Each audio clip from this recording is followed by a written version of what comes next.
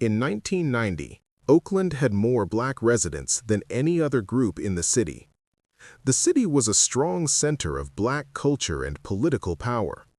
By 2005, thousands of those residents were gone. They did not leave by choice. They were pushed out by money, laws, and new city rules. This is the story of how Oakland changed so fast. It is a history of broken promises and hidden plans. It is a history of a community that built a home only to watch that home be sold to someone else. To understand this change, you must look at the ground. In 1989, a massive earthquake hit the San Francisco Bay Area. It struck on October 17th at 5:04 in the evening. The World Series baseball game was about to start. People were sitting in front of their televisions. The ground shook violently. The upper deck of the Cypress Freeway in West Oakland collapsed onto the lower deck. Cars were crushed flat. 42 people died there. The rescue effort took days. The broken concrete stood in the neighborhood for years. The state government had to decide what to do with the freeway. The people of West Oakland had a demand. They wanted the freeway moved away from their homes. The old freeway was loud. The cars produced heavy pollution. The government agreed to move it. The state spent $1.2 billion to build a new road. They routed the new freeway around the neighborhood. The new freeway opened in 1997. This created a giant, empty space right through the middle of West Oakland. It was 30 acres of flat, empty dirt. The city owned some of it. The state owned the rest. Nobody knew it at the time. That empty dirt was the target. Why did the city leave that huge empty space alone for 10 years? The answer is simple. The city was waiting. They did not know what to build. They did not have the money. So they waited for the right moment. The empty dirt lots sat directly next to busy family homes. Children played on the dirt. Neighbors planted gardens on the edges of the rubble. The contrast was sharp. A broken highway sat next to living rooms. The shock came later. City leaders had no plan to give that land back to the neighbors. They planned to sell it to wealthy developers. The waiting period was just a pause before the sale. In 1990, the census showed the true face of Oakland. The city had 372,242 people. Over 160,000 of them were black. Many families had lived there for generations. They worked at the shipyards. They worked in the factories. They built a strong working-class community. They had their own grocery stores. They had their own restaurants. 7th Street was full of blues music clubs. The culture was deep. The history was real. But the jobs started to disappear in the 1980s. The factories closed down. The crime rate went up. Newspapers printed bad news about Oakland every day. The city got a reputation as a dangerous place. In 1998, a famous man decided to run for mayor. His name was Jerry Brown. He had been the governor of California years before. People called him Governor Moonbeam because of his unusual ideas. He did not live in Oakland before the election. He rented a loft near downtown. He saw the empty lots. He saw the old brick buildings. He had an idea.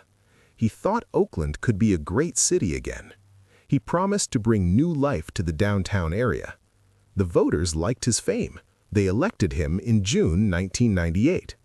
How could a famous politician fix a broken city so quickly? The answer is that he did not want to fix the old city. He wanted to build a new city on top of it. The contrast was clear. Jerry Brown lived in a clean, safe, newly built loft.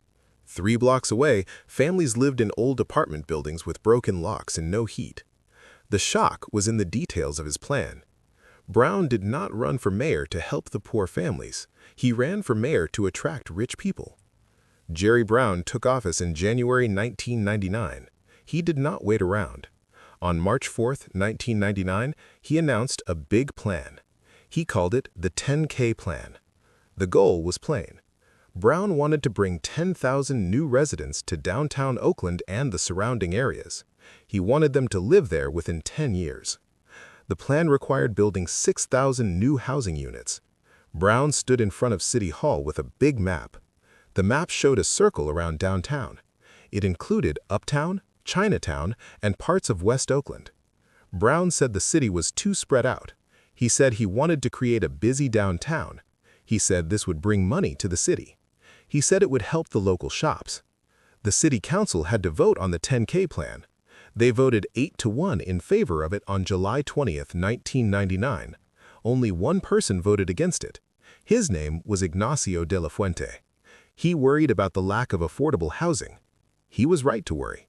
The plan required 6,000 housing units.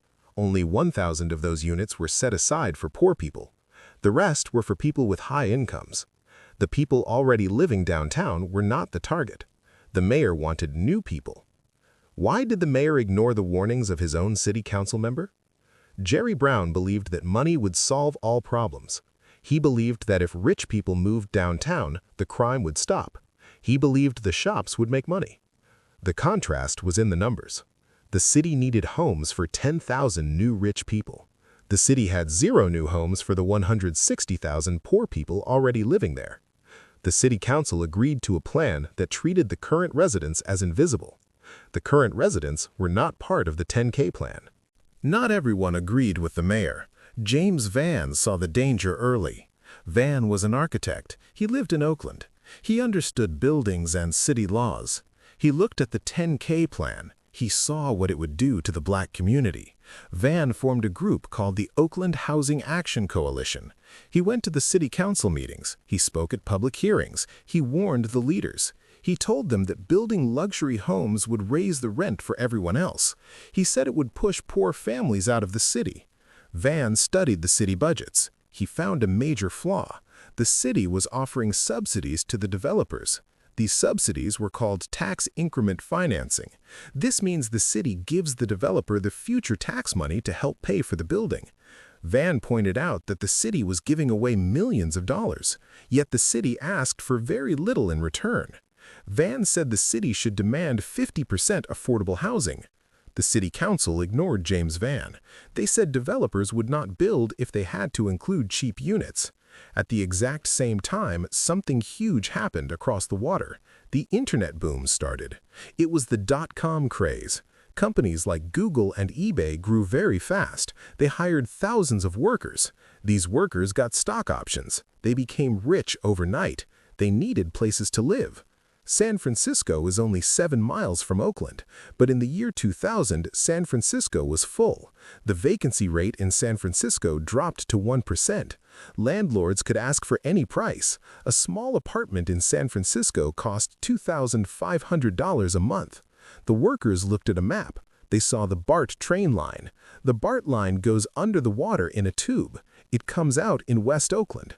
The West Oakland BART station is 3 stops from downtown San Francisco. The train ride takes 12 minutes. The workers realized they could live in Oakland and work in San Francisco. They started crossing the bay. How could a simple 12-minute train ride change the entire city of Oakland? The train connected 2 different worlds. The tech workers arrived with high salaries. The local residents worked low-wage jobs at the airport or in hospitals.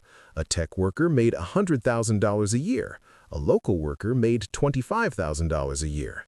Landlords saw a chance to make double the money. They started handing out eviction notices. The landlords had a legal tool to do this. It was a state law called the Ellis Act. The California government passed this law in 1985. The law is in the California Government Code, Section 7060. The original purpose was to let landlords leave the rental business. But in the 2000s, landlords used it to flip buildings. Here is how it worked. A landlord buys a small apartment building with 6 units. The units are rent-controlled. The tenants pay $600 a month. The landlord files an Ellis Act notice. All 6 tenants must leave. The landlord waits a few months. Then the landlord sells the building to a developer. The developer turns the 6 apartments into 6 luxury condos. The condos sell for $400,000 each. The law made this legal. The city of Oakland could not stop it because it was a state law. In the year 2000, Oakland landlords used the Ellis Act at a record high rate. Think about a real situation.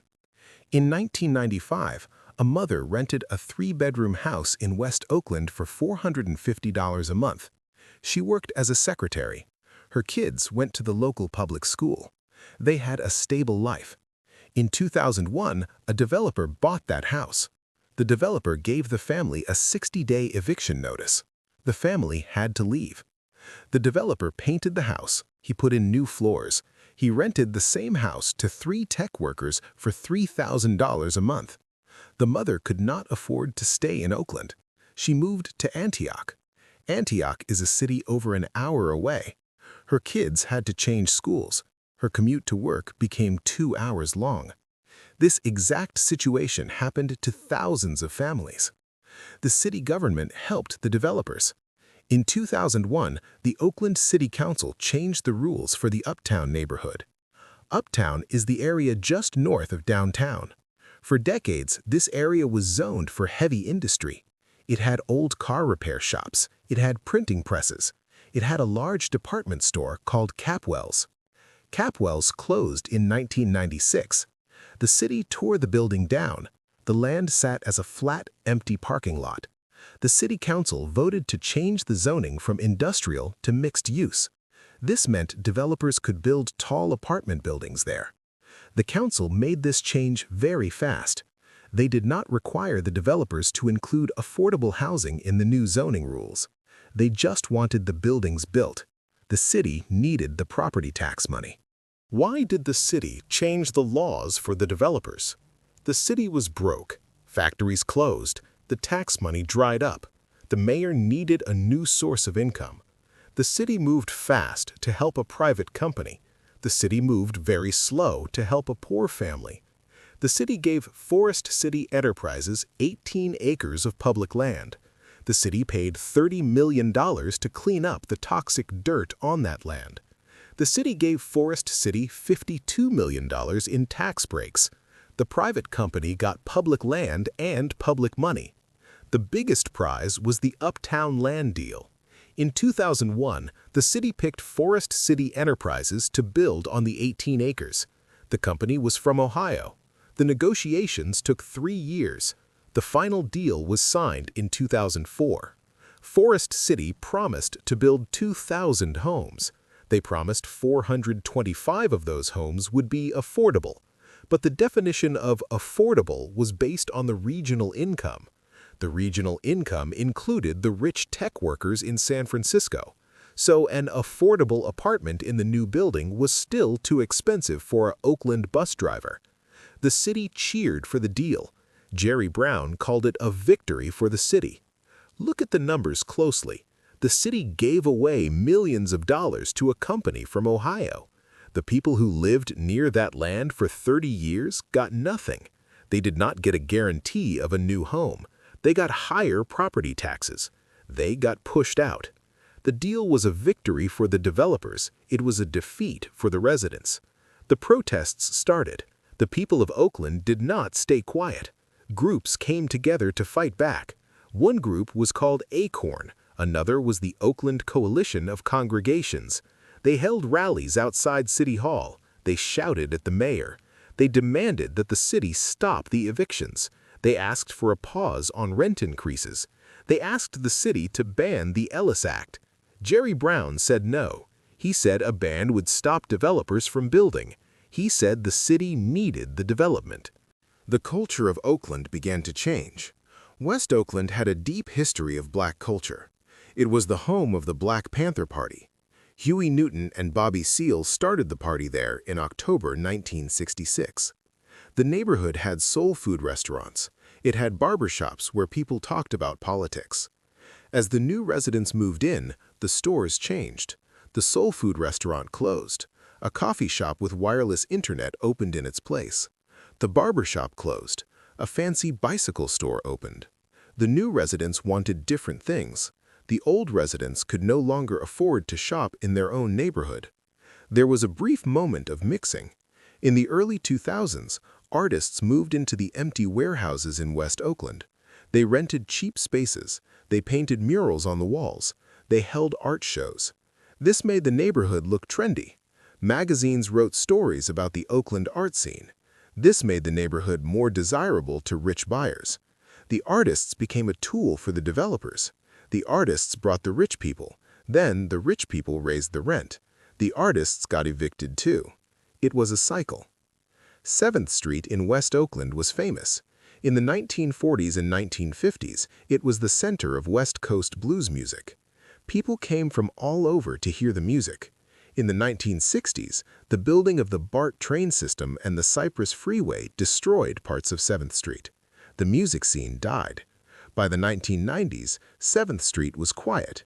It had a few old businesses and a liquor store. When the dot-com workers moved in, 7th Street changed again. Developers bought the old lots. They built new townhouses. They named the new streets after the old blues clubs. They put up metal plaques about the history. But the actual black residents were gone. It was a fake history built for rich buyers. As the new residents moved in, they called the police more often. They complained about loud music. They complained about people standing on the sidewalk. The Oakland Police Department changed its behavior. They started policing the downtown area more heavily. They arrested people for minor crimes. This pushed the homeless population and the street vendors out of the downtown area. The new residents wanted the streets to feel safe. The old residents felt targeted by the police. The cultural shift was enforced by the police department. Look at the home prices. In 1998, the middle price for a home in Oakland was $185,000. By 2005, the middle price jumped to $550,000. A home that cost $185,000 in 1998 required a monthly payment of about $1,200. A home that cost $550,000 in 2005 required a monthly payment of about $3,500. A working-class family making $40,000 a year could afford the 1998 price. They could not afford the 2005 price. The numbers tell the true story. The numbers ruined lives. The census numbers confirmed the shift. The next official count happened in 2010, but the city planners saw the trends early. Between 2000 and 2005, Oakland lost thousands of black residents. They moved to cities in the Outer Bay Area. They moved to Stockton. They moved to Sacramento. They moved to Vallejo. They left behind their friends. They left behind their churches. Oakland lost a generation of working-class people. The city did not lose them to a natural disaster. The city lost them to a man-made plan. Jerry Brown left the mayor's office in 2007. He went on to become the Attorney General of California. He left behind a different Oakland. The downtown area had new tall buildings. The tax base was bigger. The city had more money in the bank. But the human cost was high. The streets were cleaner. The coffee shops were full. But the community that built the city was fractured. The 10K plan worked on paper. It failed the people. The change happened fast. It was not an accident. It was a series of laws, deals, and choices made by city leaders. The year 2008 brought a massive financial crash. The big banks on Wall Street failed. The stock market dropped fast. People across the country lost their jobs. In Oakland, people watched the news and wondered what would happen next. Would the buildings stop? Would the rent go down? Would the rich tech workers leave the city? The people of Oakland thought the crash might save their neighborhoods. They thought the wave of money might stop. They were wrong. The crash did not stop the change. The crash made the change much worse. It gave the banks a new way to take homes from black families. Why did a national bank failure hurt poor families in Oakland more than anyone else? The answer is hidden in the loan papers. In the years before the crash, banks pushed a new type of loan. They called it a subprime loan. These loans had low payments at first, but the payments doubled after a few years. The banks targeted black neighborhoods. They went door to door in East Oakland. They told people they could own a home. They did not explain the hidden costs. In 2008, the hidden costs kicked in. The payments doubled. The families could not pay. The banks took the houses. A rich banker made a bad gamble and got a government bailout. A poor black worker made a bad choice based on a bank's lie and lost their home. In 2009, the zip code 94603 in East Oakland had the highest foreclosure rate in the entire state of California. Banks took over 1,200 homes in that one zip code in a single year. The banks did not want to be landlords. They sold the homes in bulk to big investment companies. The investment companies fixed them up and rented them out for high prices.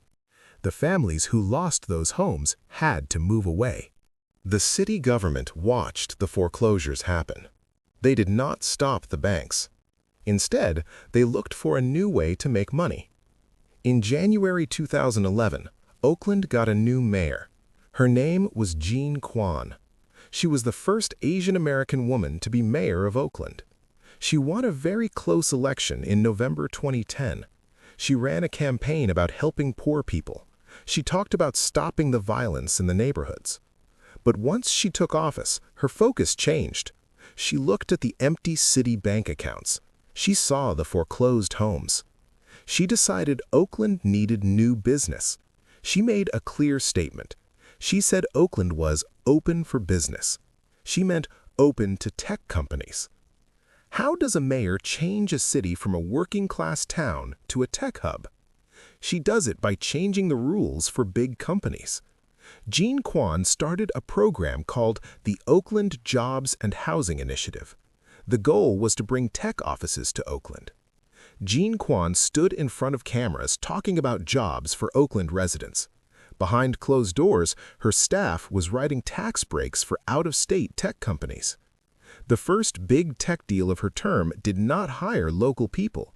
It just brought rich workers from San Francisco. The first major victory for the mayor was a company called Pandora. Pandora was a music radio app on the internet. The company started in Oakland in 2005, but in 2011, the company grew fast. They needed a big building. They wanted to stay in Oakland. The city saw a chance. Pandora wanted to build a brand new headquarters. They picked a piece of land at 2100 Franklin Street. This was right in the middle of downtown. The city council held a vote on June 19, 2012. They agreed to give Pandora a massive property tax break.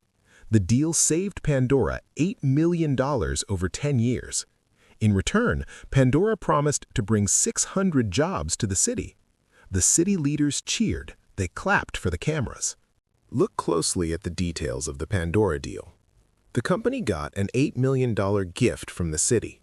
The city had to cut that money from somewhere else. The city cut the budget for road repairs. The city cut the budget for park maintenance. The city closed down 2 library branches in poor neighborhoods.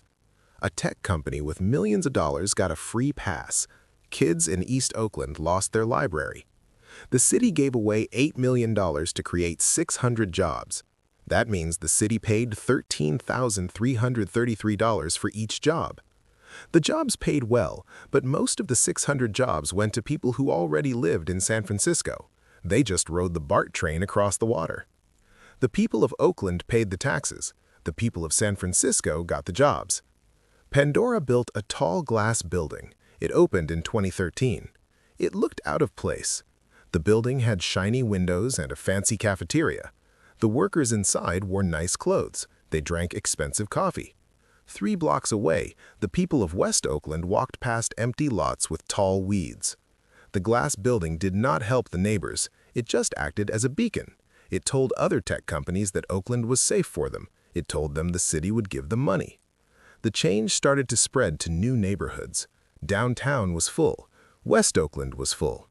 The developers moved north. They targeted a neighborhood called Temescal. Temescal is on Telegraph Avenue.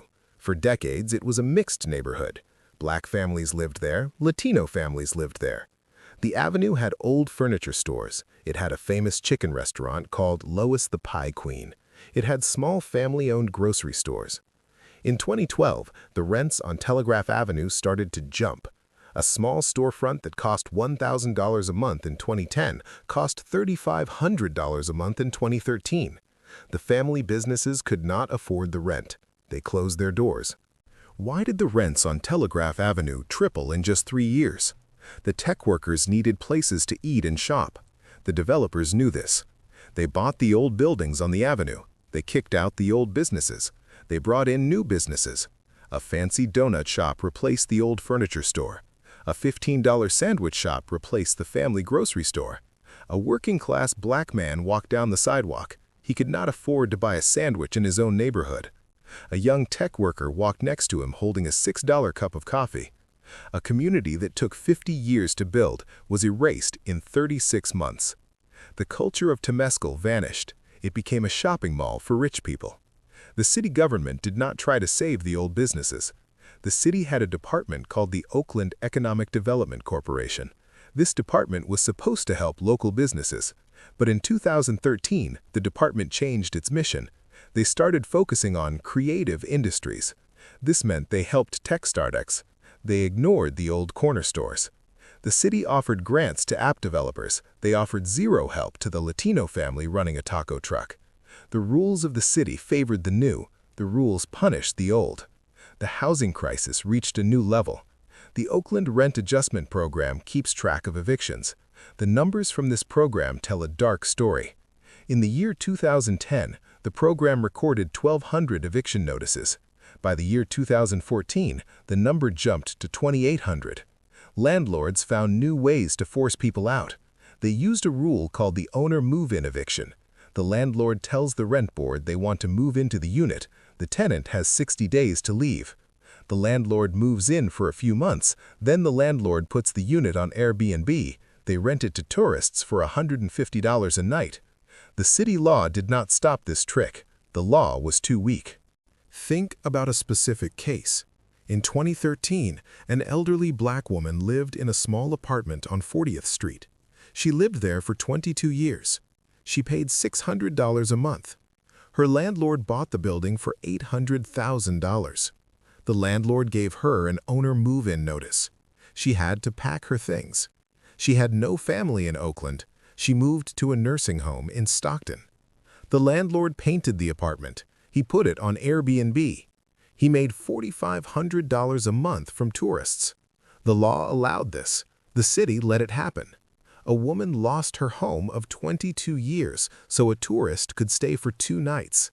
The system worked perfectly for the landlord. The system failed the resident completely. The biggest turning point came in 2014. A secret deal made the news. A company called Uber wanted a massive office. Uber was a ride-sharing app. The company was growing faster than any company in history. Uber was based in San Francisco, but San Francisco was too expensive. Uber needed a cheap, big building. They looked at Oakland. They found the old Sears building. The building is at 1955 Broadway. It is right next to the 19th Street BART station. Sears closed the store in the 1980s. The building sat empty for decades. It was a concrete block. It was ugly, but it was huge. It covered an entire city block. How much public money would the city give to a private taxi app? The answer stunned the whole city. The developer who bought the Sears building was a company called Lane Partners. They are from Menlo Park. Lane Partners asked the city for help. They wanted a tax break to fix up the old Sears building. Mayor Jean Quan loved the idea. She pushed the city council to approve it. The city staff wrote a report. They said the Uber deal would bring 3,000 jobs to downtown. The city council held a special meeting on December 16, 2014. The room was packed with angry citizens. The people begged the council to vote no. They said the city needed the tax money. The council ignored the people. The details of the Sears building deal are hard to believe. The city agreed to give Lane Partners $60 million in tax breaks. The city used a new state law to do this. The state passed the law in 2013. It was called Assembly Bill 1293. The law let cities create enhanced infrastructure financing districts. The law was meant to fix old roads in poor areas. Oakland used the law to give money to a billionaire developer. The $60 million was supposed to pay for fixing the sidewalks and the BART plaza near the building, but the public had to pay for those fixes, not the developer. The city said it had no money to fix the sidewalks in front of regular homes, but the city found $60 million to fix the sidewalk in front of Uber. The city council voted 7-1 to give the money away. The one person who voted no was Noel Gallo. He said the city was giving away its future. The Sears building deal proved the point. Oakland was no longer a city for working people. It was a city for tech companies. The deal sparked a massive protest. A group called Causa Justa, Just Cause, organized a march. Hundreds of people walked down Broadway. They stopped in front of the Sears building. They chanted. They held signs. They demanded that the city stop the evictions. They demanded that the city build affordable housing. The police stood in a line in front of the building. The mayor watched from her office window. She did not stop the tax break. She did not change her mind. The protest was loud, but the city council's vote was final. The cultural shift in Oakland was complete by the end of 2014. The city had a new nickname in the newspapers. They called it Brooklyn West. This was a reference to Brooklyn, New York. Brooklyn used to be a working-class area. Then rich people from Manhattan moved in. The same thing happened to Oakland. The new residents did not care about the history of the Black Panthers. They did not care about the blues music on 7th Street. They cared about cheap rent and cool bars. The long-term residents felt like strangers in their own city. They walked down the street and did not recognize the shops. They did not recognize the people. Look at the public schools. The tech boom did not help the schools. Oakland Unified School District lost students. As the Black and Latino families moved away, the schools emptied out. The district had to close schools. In 2012, the district closed 5 elementary schools. They said the buildings were under-enrolled. They did not mention that the families were pushed out by high rents. The tech companies did not send their workers' kids to the public schools. The tech workers sent their kids to private schools. The public school system decayed. The new businesses got richer. The public schools got poorer. The city took tax money from the schools to give to the tech companies. Then the city complained the schools were failing. The speed of the change from 2008 to 2014 was the real problem. Cities usually change over 50 years. Oakland changed in 6 years. The foreclosure crisis took away the homes. The tech boom took away the apartments. The city government took away the tax money. The long-term residents were hit from 3 sides at once. They had no time to organize. They had no time to fight back.